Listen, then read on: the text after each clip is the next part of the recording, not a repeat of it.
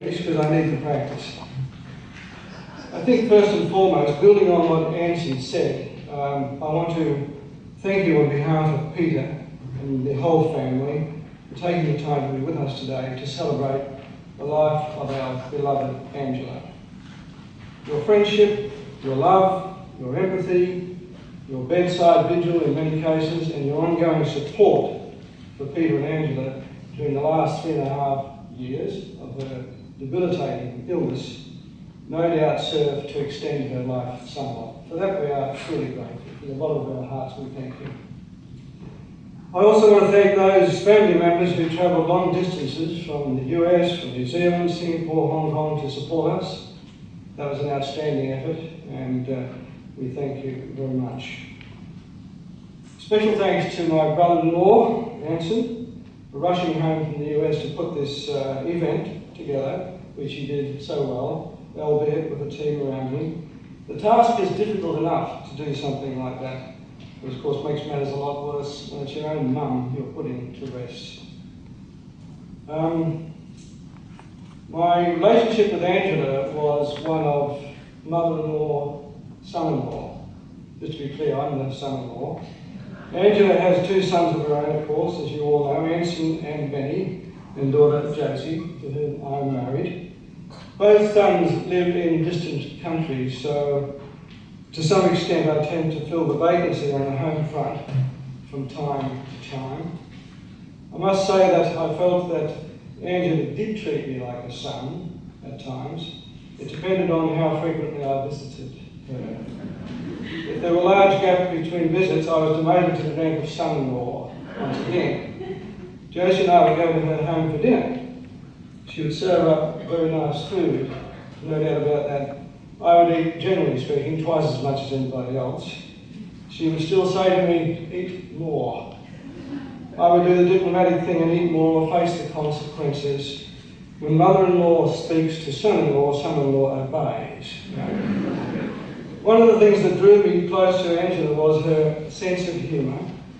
We seemed to be on the same wavelength there. I enjoyed making her laugh, her characteristic chuckle. Often I would throw in a few words in Cantonese. This would make her laugh even louder. So much so she had to hold her stomach. She shook that much. I would say to Josie, did I say something wrong? Did that come out wrong?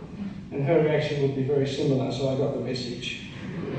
Angela was very talented and an intelligent lady, a person of dignity and class. She had an eye for fine clothing and dressed stylishly whenever we went out, and it made us very proud to be with her. She enjoyed her world of music, there's no doubt about that. In her prime she enjoyed notoriety as an accomplished opera singer, and as you all know, she was a soprano. Although I never actually heard her sing, because that was before my time. Although I did hear her yelling at Peter a couple of times, and I can assure you she can really hit some high notes. I remember Angela for many reasons. One situation I will take with me for the rest of my life and remember vividly was back in something she said back on the 15th of June 2003 at 11 a.m. in the morning at our family home in Carlingford.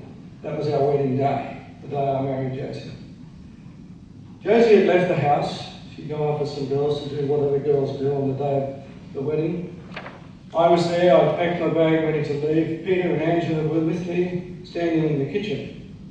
And I said to Peter and Angela, this is it, I'll see you in the church.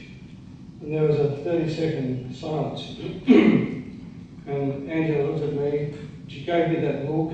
I thought, uh-oh, I'm going to get a lecture. It wasn't. She looked at me and very sincerely said to me, she looked me in the eye and said, we are very happy she is marrying you. Well, I was stunned. I had no comeback. I didn't know what to say. I wanted to say thank you, but my lips wouldn't move. So I felt fully endorsed. And on the scale of gifts, I suppose, that a mother-in-law could give you on your wedding day, that rate's pretty high. In fact, it's probably number 2. Number 1 would be the decision she made to let her daughter marry me. So, Japo, I know you're listening out there. That was a very good decision. Thank you very much.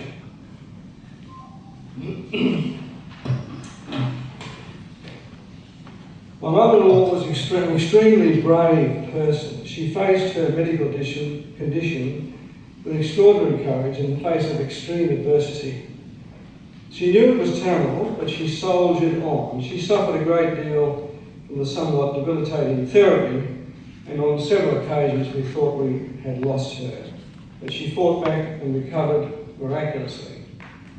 Recently, finally, she lost the battle and slipped away.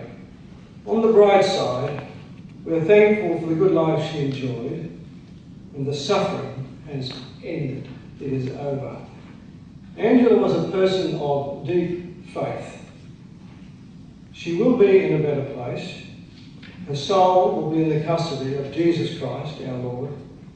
And in closing, I say to my dear mother-in-law, my Jaipur, you will not be forgotten. The image of your lovely smile, the sound of your laughter, and your joyful demeanour will remain in my mind as long as I live. And finally, until we meet again, rest in peace.